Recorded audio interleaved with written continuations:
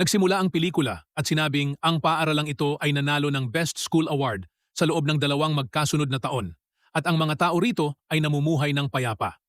Ngunit biglang nakita ang isang binatilyong mabilis na nagpapatakbo ng kaniyang sasakyan at may isa pang binatilyo na nagbukas ng gate para sa kanya. Nagpatuloy ang pagsasalaysay at sinabing ang paaralang ito ay hindi kasing perpekto ng itsura nito sapagkat mayroon din itong madilim na panig. Ipinakita ang isang nakakagambalang eksena kung saan binubuli ng isang grupo ng mga estudyante ang isang binatilyo. Sinakal nila ito hanggang sa mawalan siya ng malay. Pagkatapos, ikinulong nila siya sa loob ng locker. Nalaman na ang leader ng grupong ito ng mga bully ay isang binatilyong nagngangalang Soogong. Naglaro sila ng isang malupit na laro laban sa binatilyo. At sa tuwing siya ay natatalo, sinasampal nila siya. Labis na nasisiyahan si Soogong sa lahat ng ito.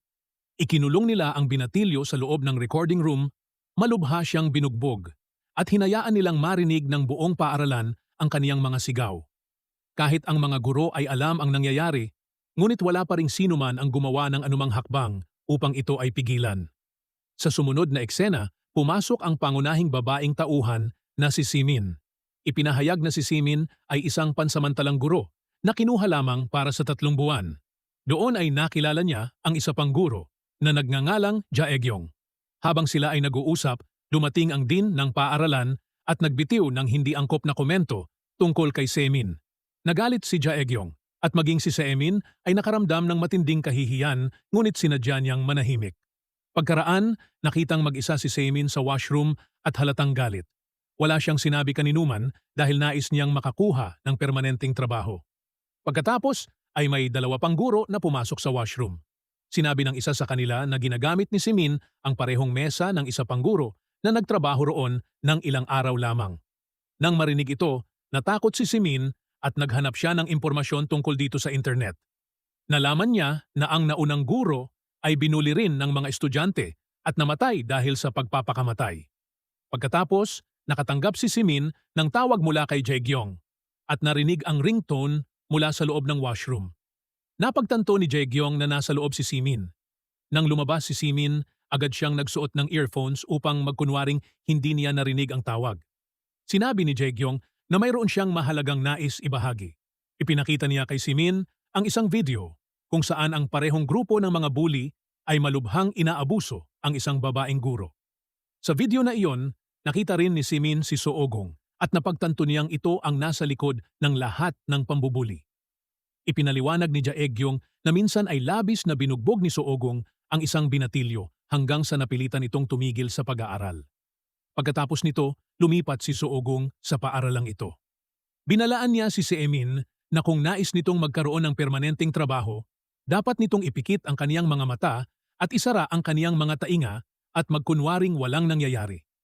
Hindi sumagot si Semin, ngunit pagdating sa bahay ay ibinuhos niya ang kaniyang galit sa kaniyang punching bag. Ipinahayag na dati siyang isang boxer. May dumating na isang binatilyo na isa palang police officer.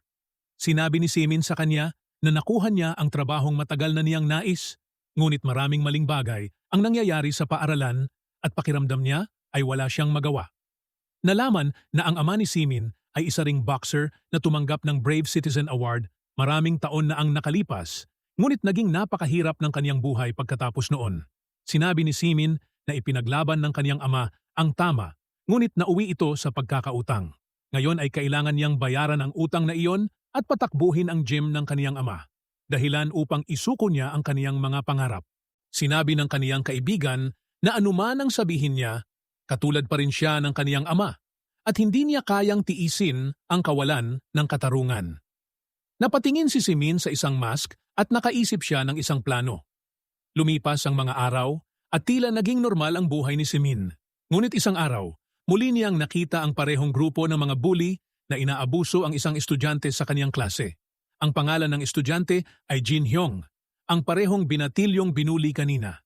Isinuot ng grupo ang isang plastic bag sa kaniyang mukha at muli siyang binugbog. Napansin ni Simin na ang CCTV camera ay natakpan. Malinaw na sinadya ito. Hindi na niya napigilan ang sarili at agad siyang tumakbo upang pigilan sila. Sa kaniyang pagpunta roon ay nakasalubong niya ang isang binatilyong nagngangalang Gwonjong na nagbabala sa kanya na huwag makialam. Sinabi niya kay Seemin na ang pamilya ni Sugang ay makapangyarihang trustee ng paaralan. Sa loob ng silid, tinakot ni Sugang si Jin Hyong at sinabing kapag nagsumbong ito ay sasaktan niya ang lola nito. Habang papalapit si Sugang upang sipain si Jin Hyong, sumingit si Seemin at pareho silang natumba at nagkunwari siyang aksidente lamang ang lahat.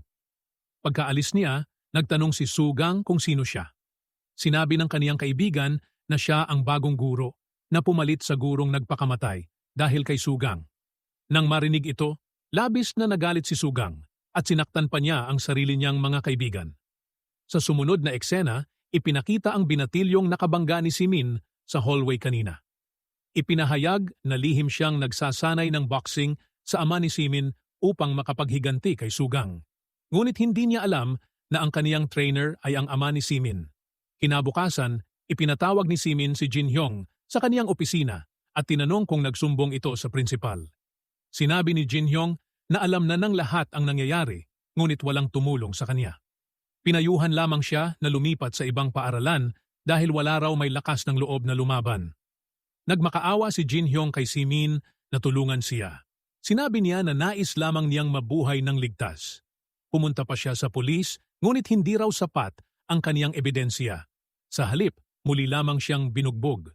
Itinanong niya kung bakit siya ang kailangang umalis sa paaralan, gayong wala naman siyang ginawang mali.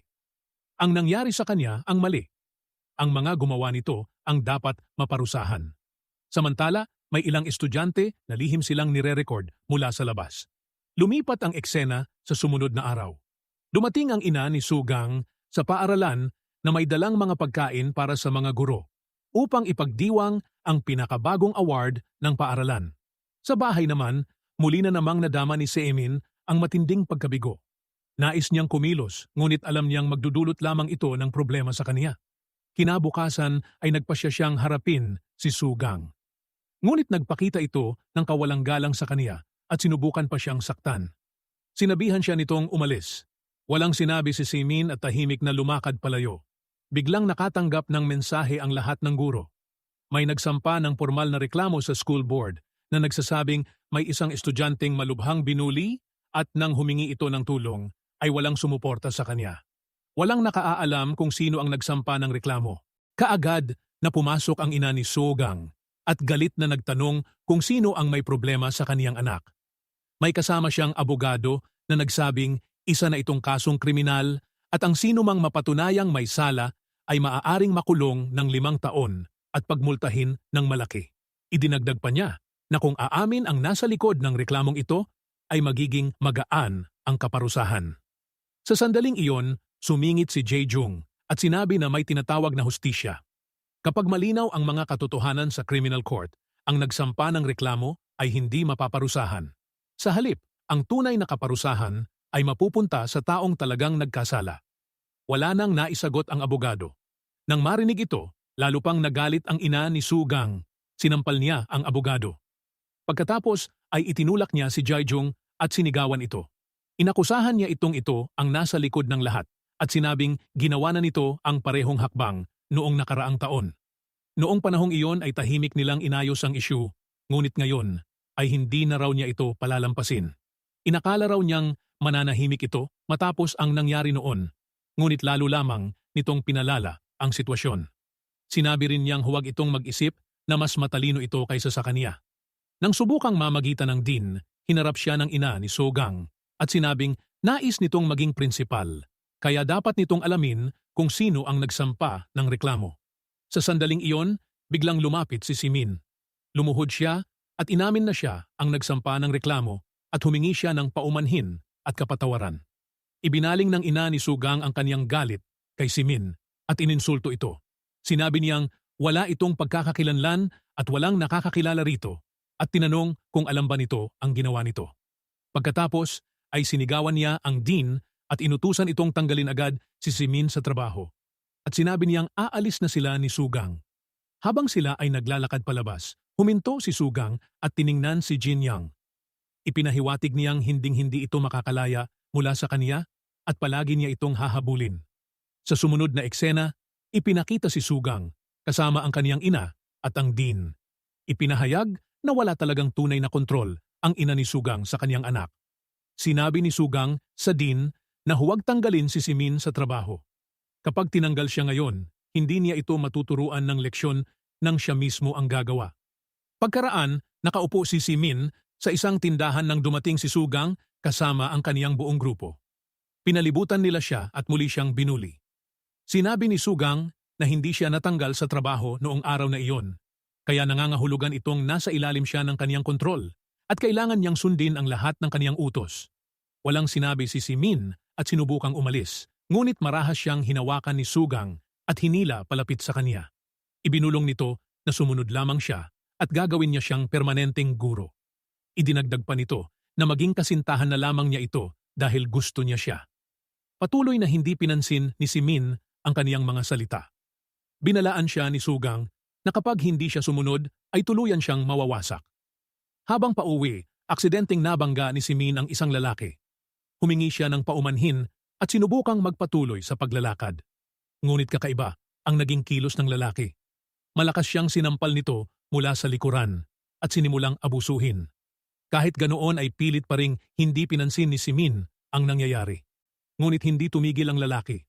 Patuloy itong sumigaw at nagbanta laban sa kaniya. Doon ay may nabasag sa loob ni Simin. Napagtanto niyang malaki ang naging pagkakamali niya sa pananatiling tahimik. Nang muli siyang sampalin ng lalaki, hindi na siya nagtimpi. Lumingon siya, itinaas ang kaniyang paa at malakas na sinipa ang lalaki diretso sa mukha.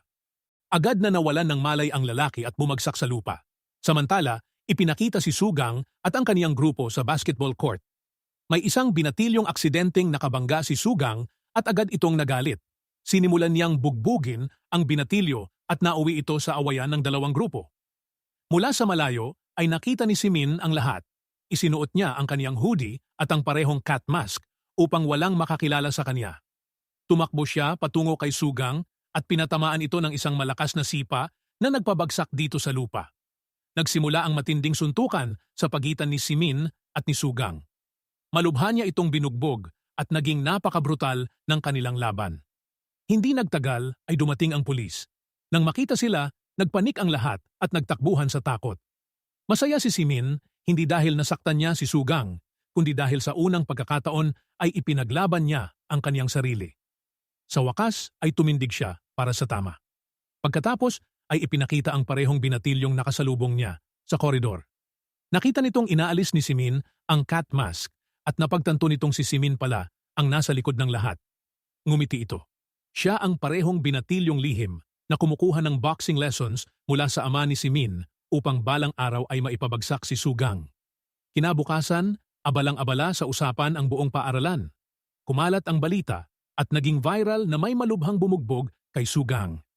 Pinagtawanan siya ng lahat at tinukso. Nang pumasok si Sugang sa classroom, nakita niyang may gumuhit ng isang pusa sa kaniyang mesa. Sa sobrang galit ay itinumba niya ang buong mesa. Samantala, ang binatilyong nagsasanay sa ama ni Simin na si Gonjong ay may nalaman na nakakagulat. Simin pala ang kaniyang anak. Oo, siya ang parehong anak na minsan na niyang itinakwil.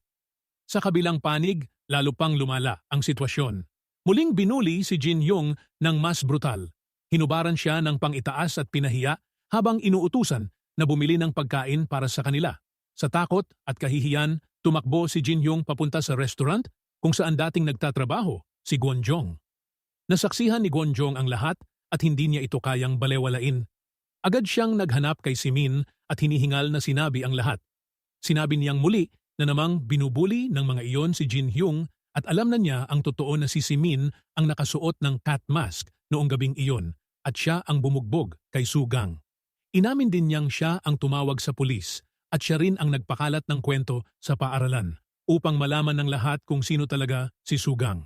Samantala, si Jin Hyung na punong-puno ng galit at sakit ay nakakita ng isang kutsilyo sa malapit. Kinuha niya ito at lumabas na determinadong patayin si Sugang. Kasabay nito, dumating si Simin sa parehong lugar kung saan naghihintay ang buong grupo ni Sugang. Pagdating pa lamang ni Sugang ay sabay-sabay nilang inatake si Simin at binugbog. Ngunit lumaban si Simin hindi na may takot kundi may matinding tapang. Ipinagtanggol niya ang sarili at nagpakawala ng mabibigat na suntok kay Sugang. Biglang dumating si Jin Hyung na may hawak na kutsilyo at nag-aapoy ang galit sa kaniyang mga mata. Nakita siya ni Simin at agad niyang naunawaan na kapag nasaksak ni Jin Hyung si Sugang ay masisira ang buong buhay nito. Agad siyang sumingit sa pagitan nila at ang kutsilyong para sana kay Sugang ay tumama sa kamay ni Simin. Bumagsak si Jin Hyung at napasigaw sa matinding pagkabigo dahil hindi niya nagawa ang balak. Hindi niya kinayang maging isang mamamatay tao. Dumating ang may-ari ng restaurant at isinama silang dalawa palayo roon. Sa sumunod na eksena, nakahiga si Simin sa kama ng hospital. Nang magising siya, tumanggi siyang magsabi ng anuman sa pulis.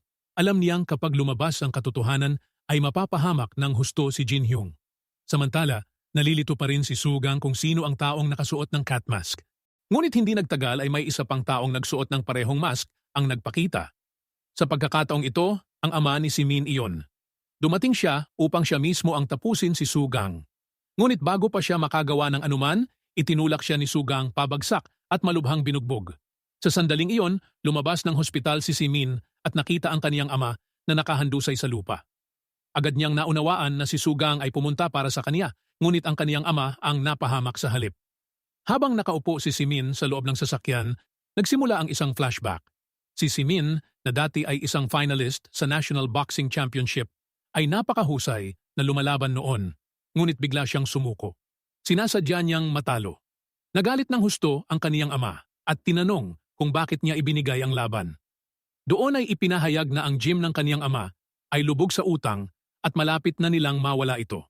Sinabi ng coach ng kalabang koponan kay Simin na kung magpapatalo siya ay tutulungan nitong mailigtas ang gym ng kaniyang ama. Wala siyang ibang pagpipilian. Isinuko niya ang huling laban para sa kaniyang ama. Ngunit hindi ito naunawaan ng kaniyang ama.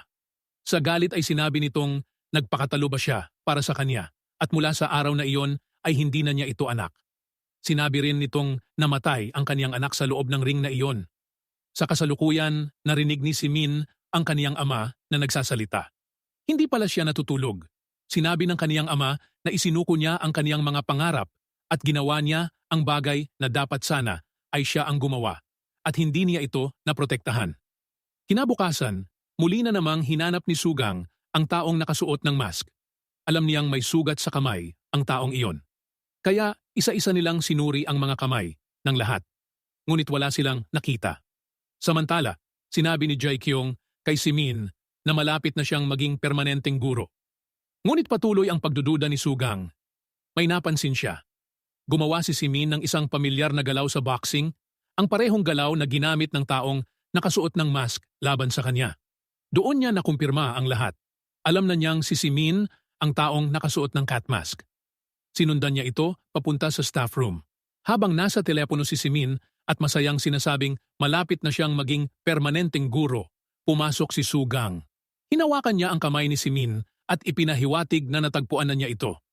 Sinabi niya na ang kutsilyo ay hindi para kay Simin at sumingit lamang siya kaya siya ang nasugatan. Iniligtas niya si Jin Hyung kaya iniligtas din niya siya.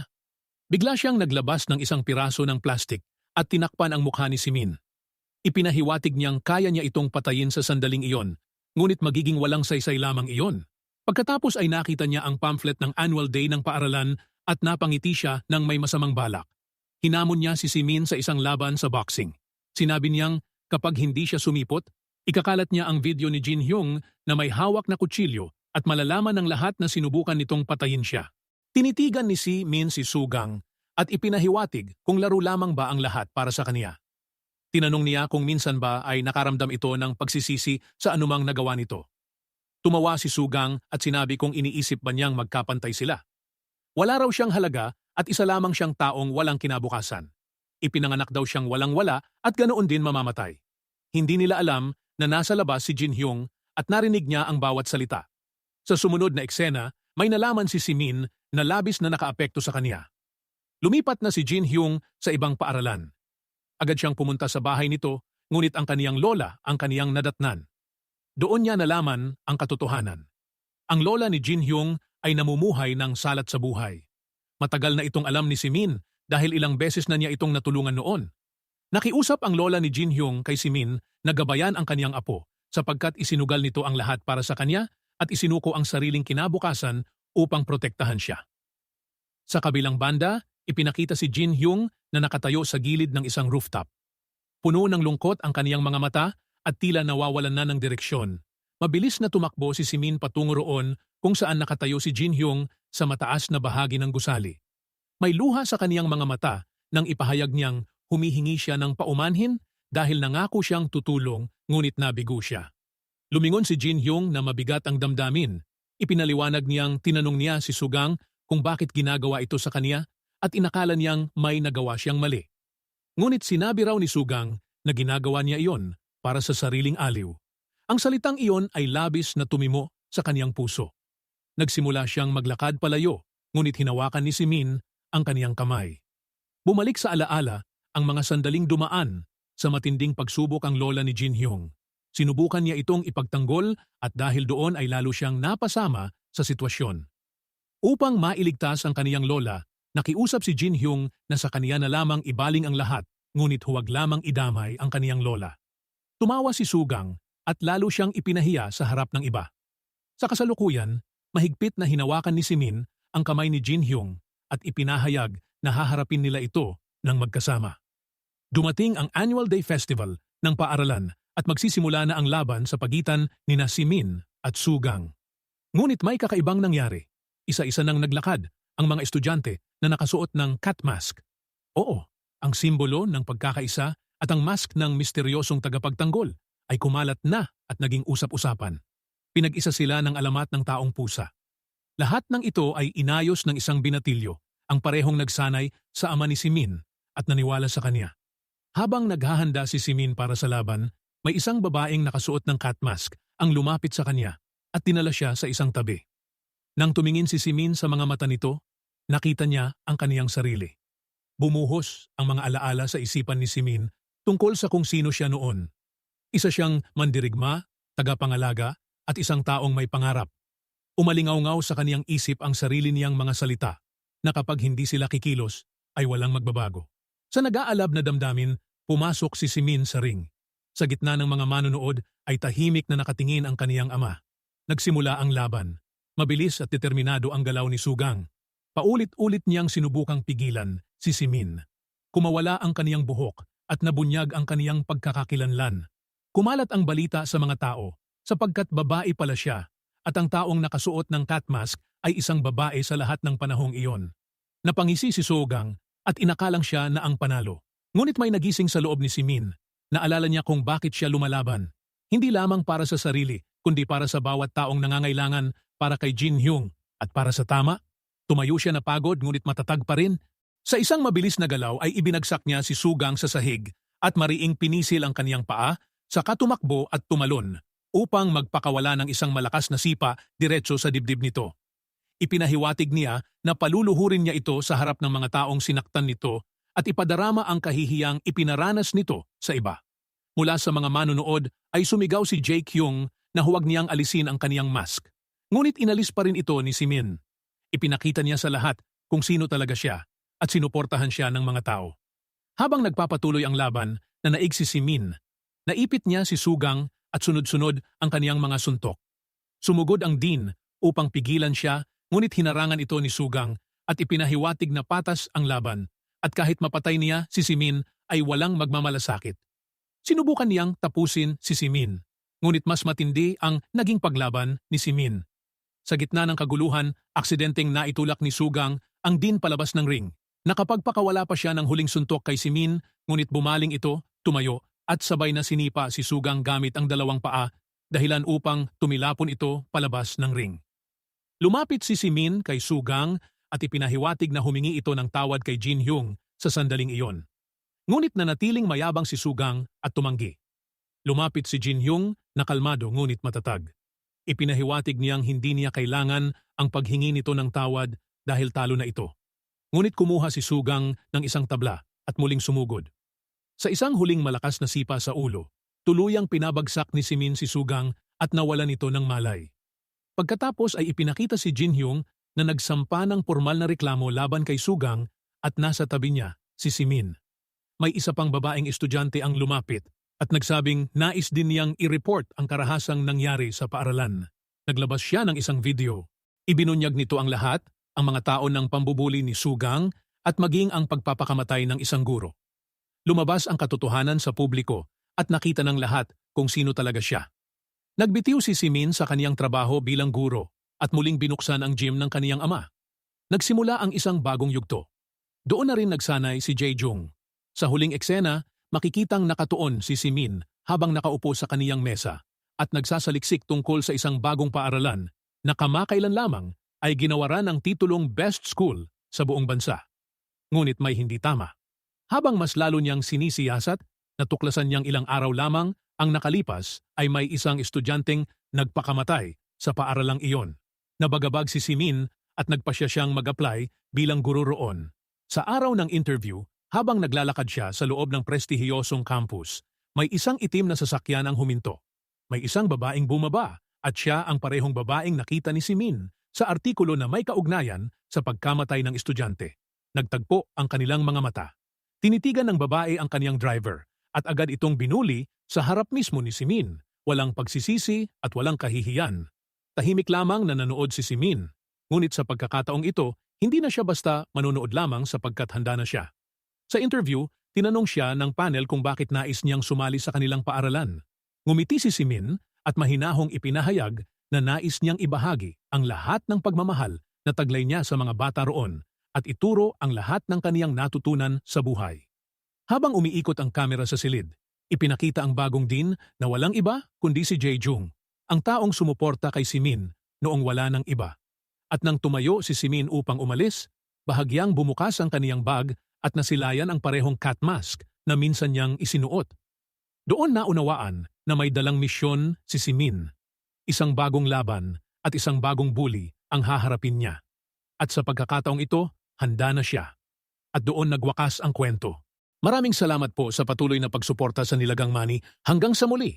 Kung nagustuhan mo ang aral sa istorya na to, huwag kalimutang mag-subscribe sa channel at pindutin ang notification bell para lagi kayong updated sa mga susunod nating uploads.